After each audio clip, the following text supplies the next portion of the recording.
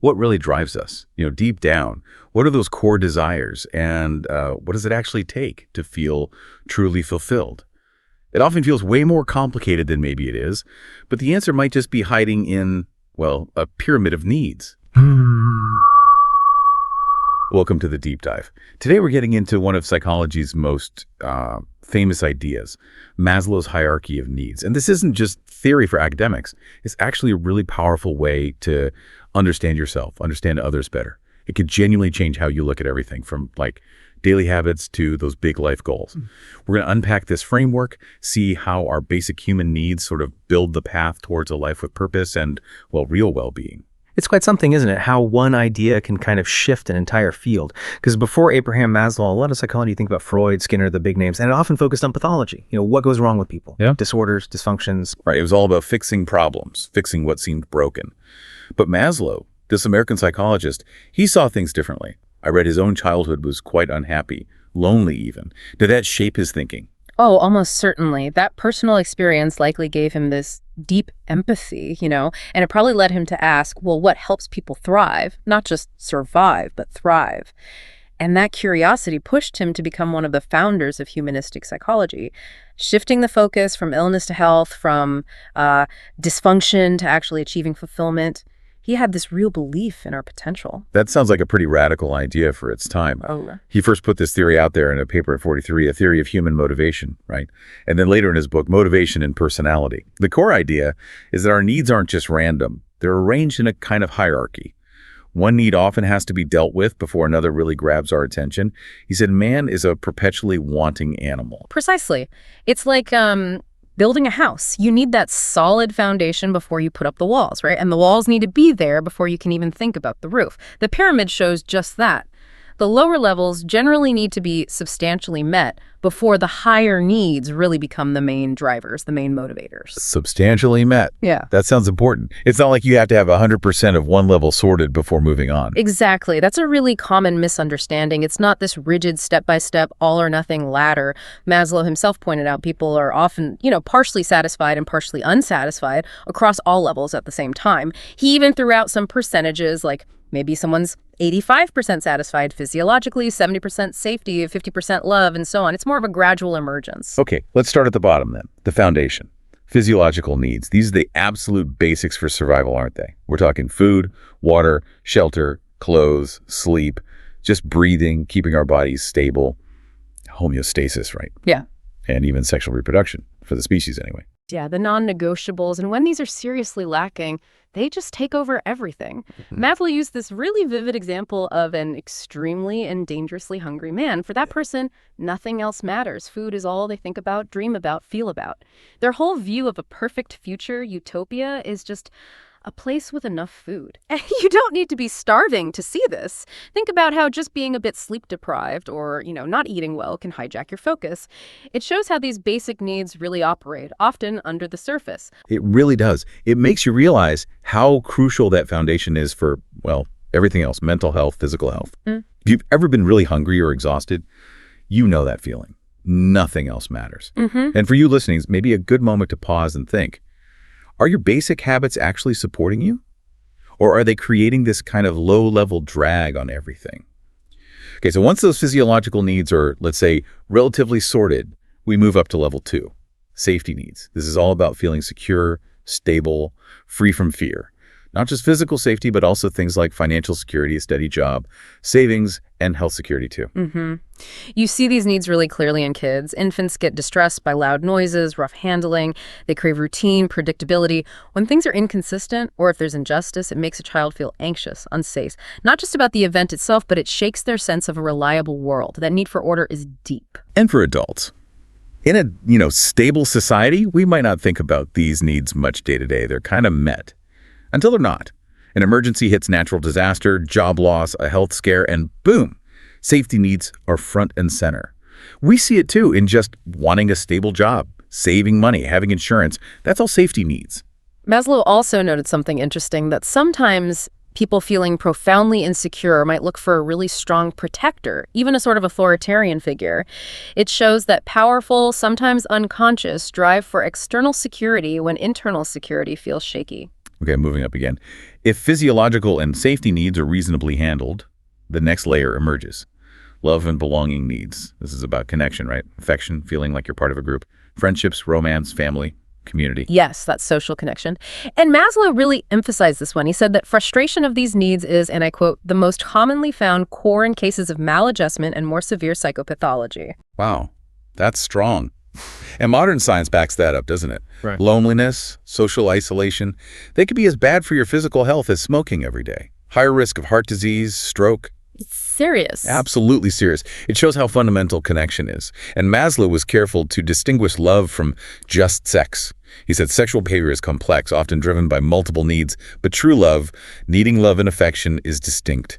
And it's about both giving and receiving love.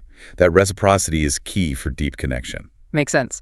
So, after love and belonging, we get to the fourth level, esteem needs. What's involved here? This is about wanting respect, both self-respect, feeling confident, independent, and respect from others. So things like reputation, status, recognition, appreciation. So two sides to it.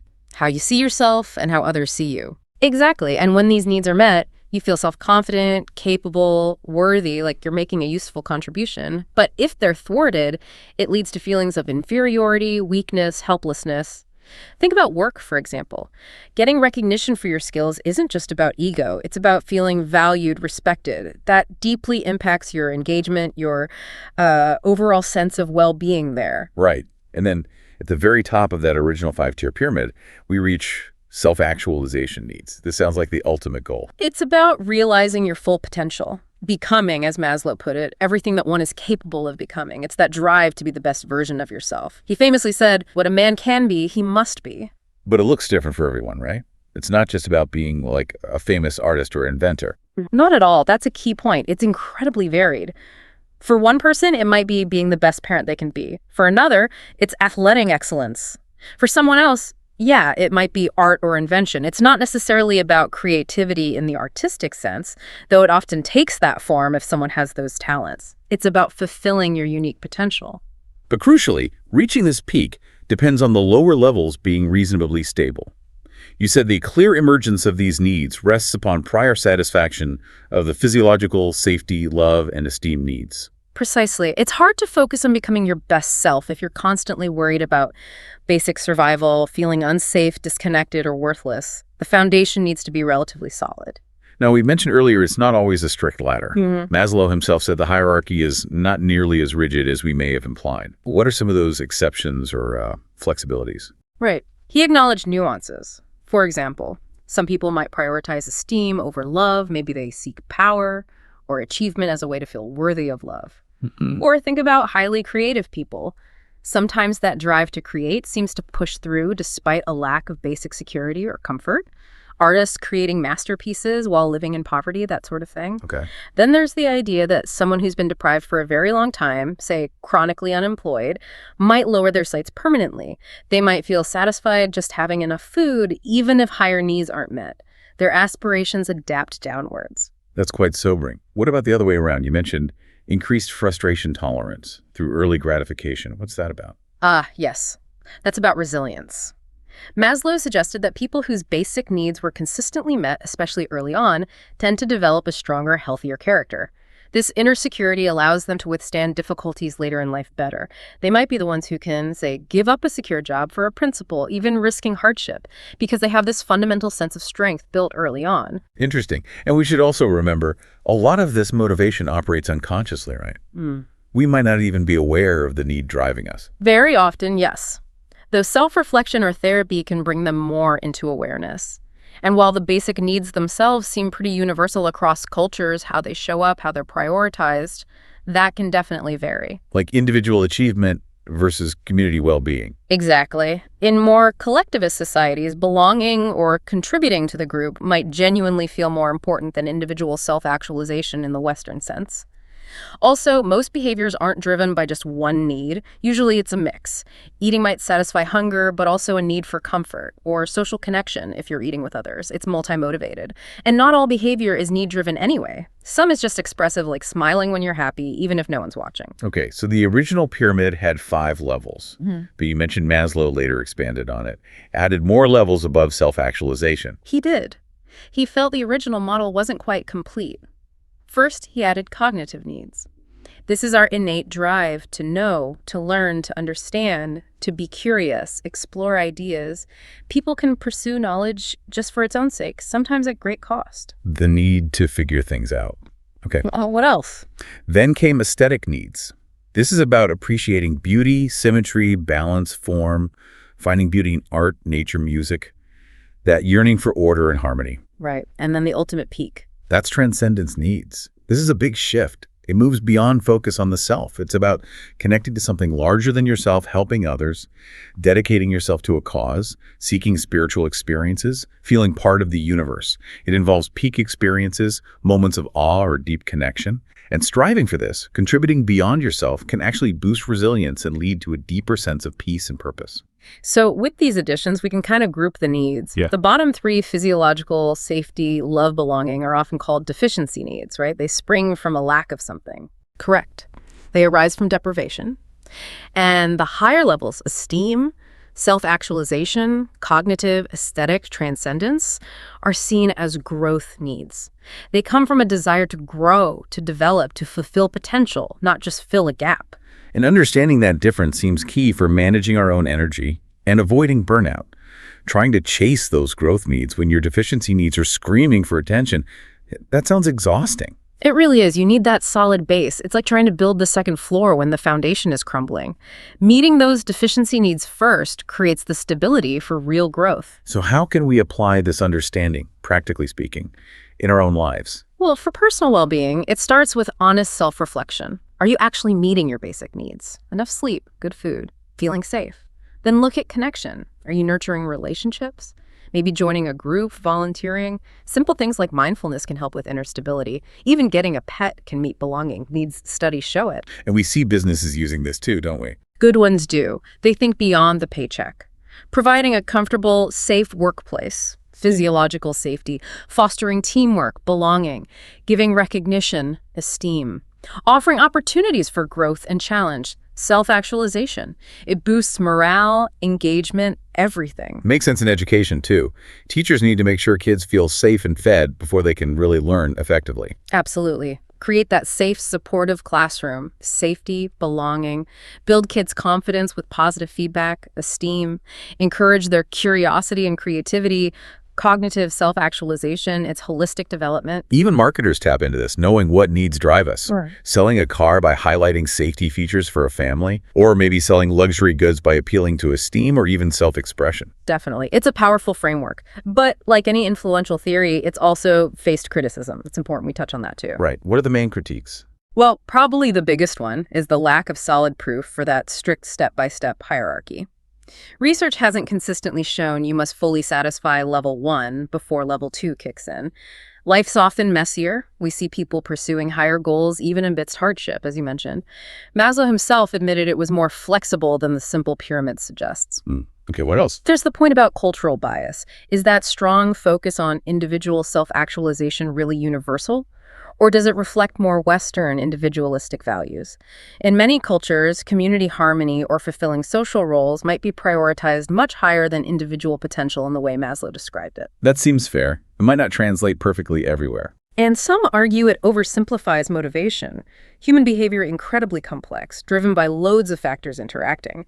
Trying to measure when a need is satisfied is also really tricky. And more recently, there have been discussions, critiques suggesting Maslow might have been influenced by indigenous knowledge systems, like from the Blackfoot Nation, without fully crediting those sources in his early work. That's an ongoing conversation worth acknowledging. So, valid points to consider. Yeah. But despite the critiques, its impact is huge and lasting. Maslow's work really was part of a major positive shift in psychology. It moved the focus towards health, growth, potential, the positive side of human nature. it gave us a language, a framework for talking about well-being and fulfillment in a more constructive way. Exactly. It remains a really valuable tool for self-understanding, for thinking about what motivates us, what we need, not just to survive, but to truly live a meaningful life. It encourages us to look upwards beyond just fixing problems. So wrapping up, Maslow's hierarchy. whether the original 5 tiers or the expanded version, gives us this incredibly useful lens, a way to see what drives us from basic survival right up to connecting with something bigger than ourselves. It reminds us that well-being is built layer by layer from the ground up, but also that our potential for growth, connection, and making a difference, it reaches really high. And here's something to mull over. Maslow suggested that if someone's basic needs are fundamentally blocked, they could be seen as psychologically sick.